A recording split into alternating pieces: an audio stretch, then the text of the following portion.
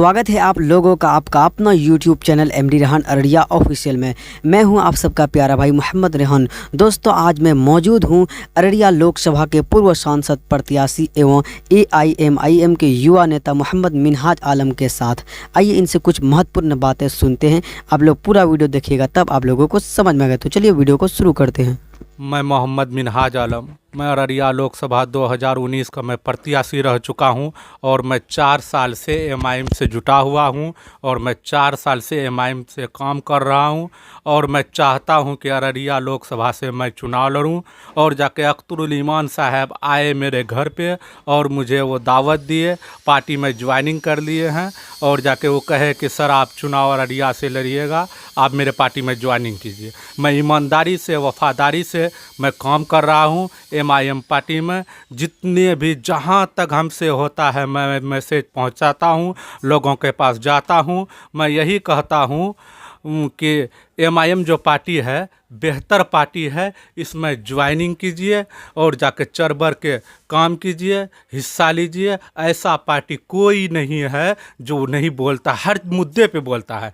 हमारे जनाब असदुद्दीन अवैसी साहब जो है इतने पढ़े लिखे हैं, हिंदुस्तान में जितने भी सांसद हैं सबसे ज़्यादा पढ़ा लिखा हमारे असदुद्दीन अवैसी साहब है। उनको हिंदुस्तान का अवार्ड भी मिल चुका है और जाकर के डबल बैरिस्टर है और सब मुद्दे पे जनाब बैरिस्टर असदुद्दीन अवैसी साहब बोलते हैं, एमआईएम की टीम बोलते हैं। जैसे कि देखिए 3 तलाक के बारे में हो और जाकर के बिल फाड़ने का काम किया, धारा 370 के बारे में बोला, शाहीन बाग के बारे में आवाज़ उठाया। जितने भी मुद्दे होते हैं सब में आवाज़ उठाते हैं और जाकर के जुनेद नासिर का हत्या हुआ उसमें आवाज़ उठाए। और बिहार के सदर हमारे अख्तरुल ईमान जो है वो बिहार में घूम घूम के मैसेज दे रहे हैं, बात को फैला रहे हैं, एमआईएम पार्टी को मजबूत कर रहे हैं। और हमारे बिहार सीमांचल में जो 5 सीट एमआईएम जो जीते थे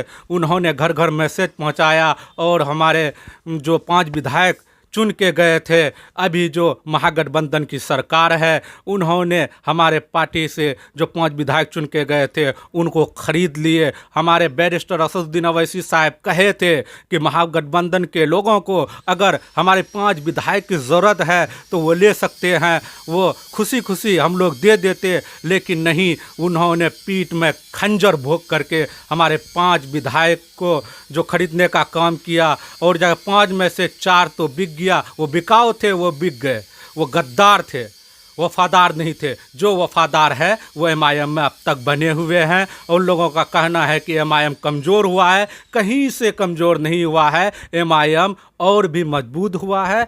एमआईएम जो ये लोग 4 विधायक खरीदे हैं और इंशाअल्लाह 24 में जो चुनाव होगा लोकसभा का उनमें भी चाहते हैं कि हमारे बैरिस्टर असदुद्दीन अवैसी साहब हिंदुस्तान के लिए बोलते हैं और जाकर के उनको लोकसभा में जिताएं और जाकर के 25 में जो विधानसभा होगा उसमें भी एमआईएम को कामयाब करें। बेहतर पार्टी है और जाकर के यहाँ पे हमारे जो अभी मुख्यमंत्री नीतीश कुमार महागठबंधन से है, उन लोग कहते हैं कि बीजेपी का बी टीम है। एमआईएम बीजेपी का बी टीम नहीं है। अगर एमआईएम कहीं से भी अगर उन लोग को लगता है कि बीजेपी का बी टीम है तो सबूत दिखा दे, बता दे। असदुद्दीन अवैसी साहब या नरेंद्र मोदी से मिला हो या योगी से मिला हो या अमित शाह से मिला हो, लेकिन बीजेपी के जो बी टीम है महागठबंधन के लोग हैं, नीतीश ने उसके साथ 17 साल सरकार चलाए, वो बी टीम है। और लालू यादव भी एक बार सरकार बनाया है बीजेपी से, वो बी टीम है। ये लोग कभी इधर कभी उधर, कभी इधर कभी उधर करके सरकार बनाता है। बी टीम वो लोग है, हम लोग बी टीम नहीं है। हम लोग मजलिस के आदमी है।